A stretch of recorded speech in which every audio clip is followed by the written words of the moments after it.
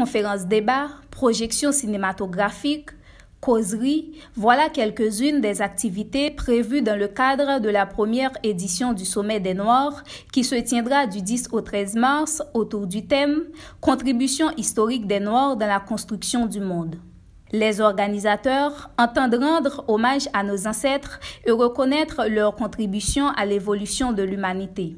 Amos Saint-Cyr est le représentant du bureau de l'Organisation des jeunes pour les Nations unies d'Afrique en Haïti. L'image de ce sommet ce matin est venue après la première édition de la Semaine de la fraternité en Haïti qui s'est tenue du 24 au 28 novembre 2021 sur le thème « Unissons Haïti et l'Afrique par leur diversité culturelle ».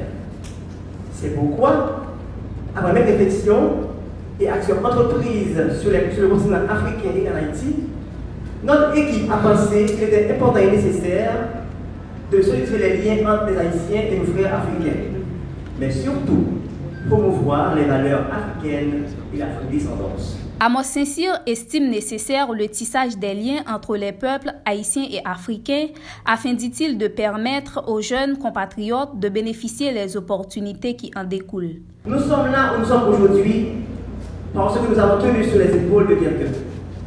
Nous ne pouvons pas y arriver par nous-mêmes.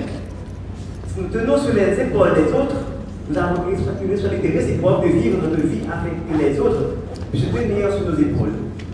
C'est le guide de la vie. Les liens culturels, historiques constituent une passerelle au rencontre de l'Afrique avec ses enfants visionnaires d'ici et d'ailleurs, particulièrement d'Haïti. Il s'agit de récupérer son authenticité normale de reconnaissance, car nos jeunes ont besoin de repères.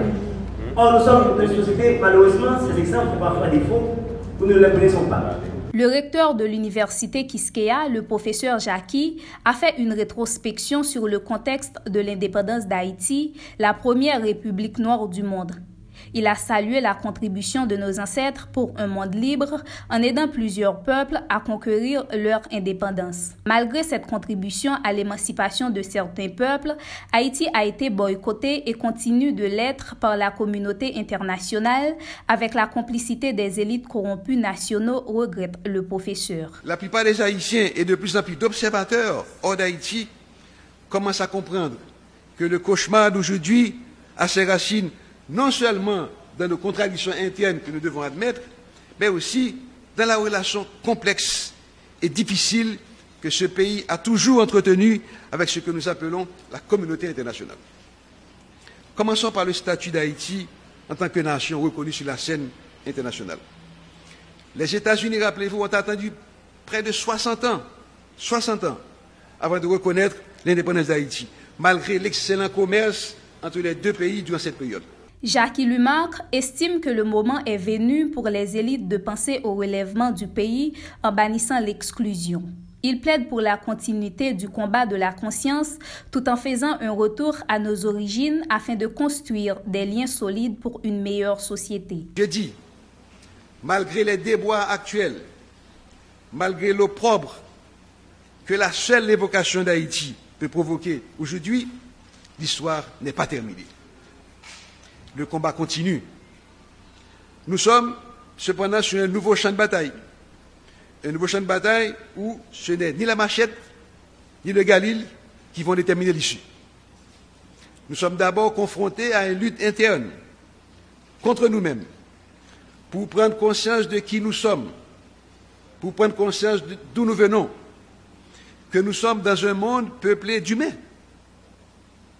liés les uns aux autres par diverses appartenances et affiliations, et qui essaient tant bien que mal de vivre ensemble, de temps en temps dans la paix et parfois dans la convivialité. Plusieurs anciens boursiers haïtiens ayant réalisé des études universitaires au Bénin et au Sénégal ont présenté l'Afrique comme une terre d'opportunités pour les jeunes haïtiens. L'université, en tout cas, est très avancée sur le plan académique.